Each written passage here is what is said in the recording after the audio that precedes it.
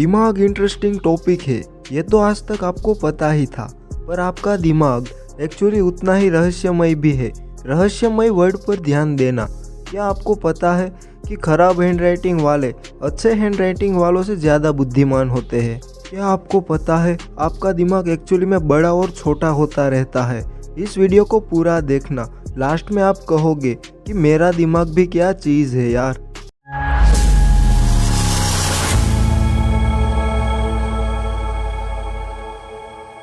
दिमाग इंसानी शरीर की सबसे कॉम्प्लेक्स ऑर्गन है। ब्रह्मांड में जितने तारे हैं उससे ज़्यादा तो न्यूरॉन्स आपके दिमाग में है और इनके बीच में हर सेकंड अरबों खरबों कनेक्शन अभी रियल टाइम में बन रहे हैं। इसके चलते आप अभी सोच पा रहे हो, हर एक इंसान का दिमाग दूसरे इंसान से अलग होता है, पर कुछ बातें हैं जो सब में कॉमन होती है और ये रहस्य हर एक इंसान के दिमाग में होता है। ब्रेन की शक्तियों के बारे में तो आप जानते ही हो, पर ऐसे ही कहीं रहस्य भी है जो कि आंखें फाड़ देने वाली है। आपका ब्रेन जितना पावरफुल और इंटरेस्टिंग है उतना ही रहस्यमय भी है। आउट ऑफ सिंक ब्रेन के सबसे बड़े रहस्यों में से एक है।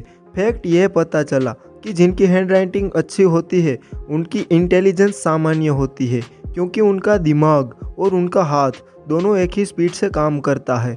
और जिन लोगों की हैंडराइटिंग खराब होती है वो एक्चुअली ज़्यादा स्मार्ट होते हैं, क्योंकि उनका दिमाग उनके हाथों से ज़्यादा तेज़ी से काम कर रहा होता है। सुनने में अजीब लग रहा है, पर इसके पीछे का साइंस भी जान लो। आपका हाथ जितनी स्पीड से काम करता है उससे ज़्यादा तेज़ी से जब आपका दिमाग काम करने लगता है तो दिमाग से हाथ तक जो सिग्नल कनेक्शन होती है वो ठीक से नहीं हो पाता, इसलिए आपकी हैंडराइटिंग खराब हो जाती है। सिंपल भाषा में, जिनका दिमाग बहुत तेजी से काम करता है उनका हैंडराइटिंग बहुत ज़्यादा खराब होता है, क्योंकि उनका दिमाग उनके हाथ के मुकाबले ज़्यादा स्पीड से काम करता है और सिग्नल भेजने लगता है।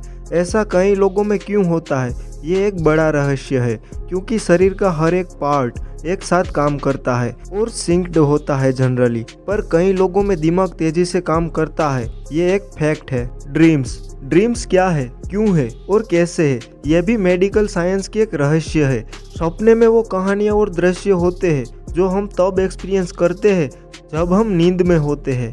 हमारा शरीर भला ऐसा क्यों है कि अगर आप सपना नहीं देखोगे तो आप मर जाओगे।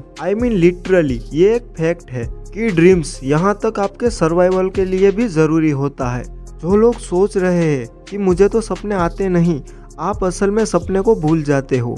आप अभी जिंदा हो, मतलब आपको सपने आते हैं, भले ही कम आते हो, वो अलग बात है।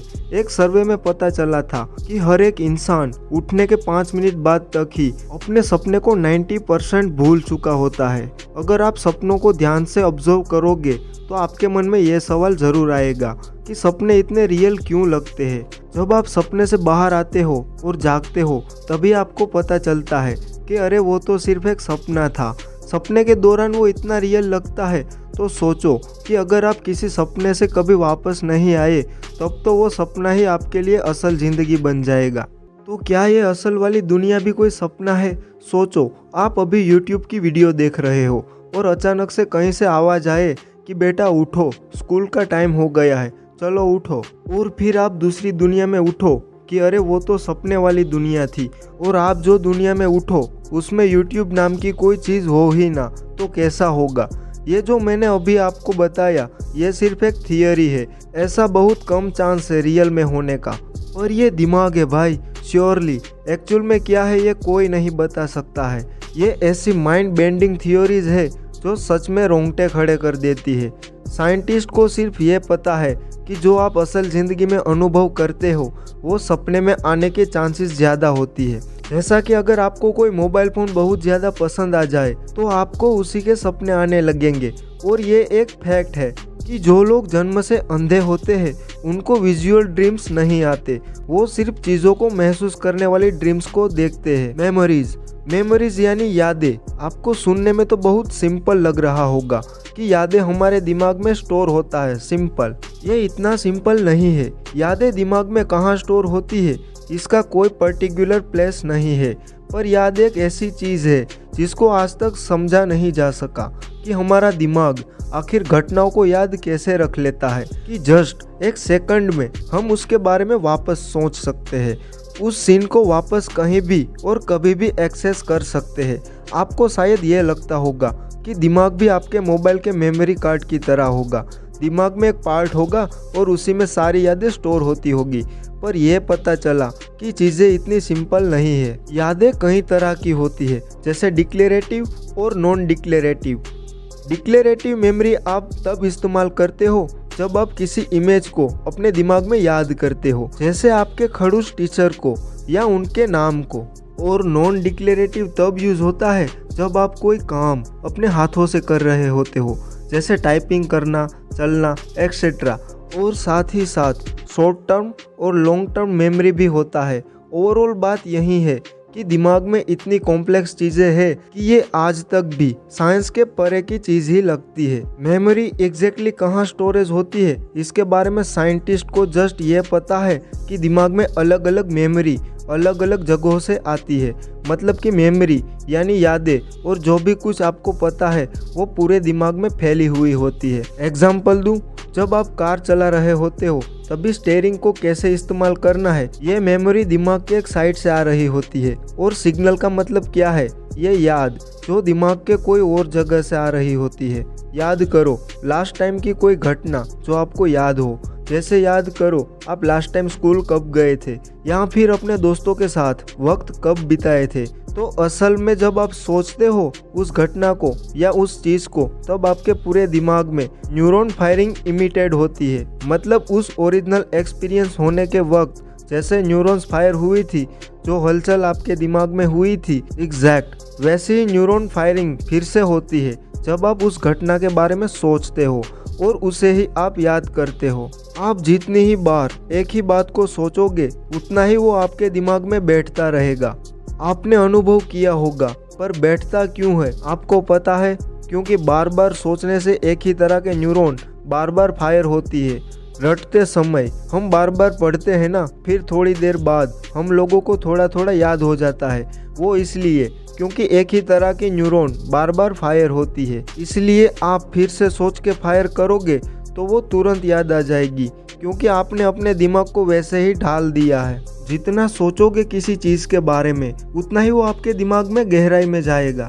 Brain actually changes physically. पहले के वैज्ञानिक ये मानते थे कि 18 साल के इंसान का ब्रेन जैसा है वो वैसा ही रहेगा जिंदगी भर। पर जैसे जैसे मेडिकल साइंस आगे बढ़ी, ये फैक्ट सामने आया कि आपका दिमाग आपके अनुभव के साथ बदलता रहता है। इसे स्ट्रक्चरल प्लास्टिसिटी भी कहते हैं। नेगेटिव थिंकिंग रखने से आपके ब्रेन के ज़्यादातर हिस्से छोटे हो जाते हैं, और जो लोग खुश रहते हैं, टेंशन नहीं लेते, उनके वही पार्ट्स ज़्यादा एक्टिव हो जाते हैं और बड़े हो जाते हैं। इस फैक्ट से आप खुश रहने का महत्व तो समझ ही गए होंगे। इसीलिए आपको हमेशा पॉजिटिव थिंकिंग रखनी चाहिए। रियलिटी दिमाग की सबसे अमेजिंग बातों में से एक है। यह आपके दिमाग को रियलिटी और इमेजिनेशन यानी असल दुनिया और आपके दिमाग की अंदर की दुनिया दोनों के बीच का फ़र्क नहीं पता। आपके दिमाग के लिए दोनों सेम है। जैसा कि मेमोरी वाले सेक्शन में मैंने आपको बताया कि आप जब सोचते हो तब आपके दिमाग में वही केमिकल रिलीज होता है और उसी तरह से न्यूरॉन फायर होते हैं। जैसा कि असल में जब वो चीज़ हुआ था तब वो आपके दिमाग में फायर हुआ था। तो आपके दिमाग के लिए असल घटना और इमेजिनेशन बिल्कुल सेम है। और साइंटिस्ट के कई रिसर्च में यह भी पता चला है कि रियलिटी एक्चुअली आपका दिमाग बनाता है। आप जैसा सोचते हो, जैसा आपका दिमाग प्रेडिक्ट करता है, ये दुनिया आपके लिए वैसी ही बन जाती है।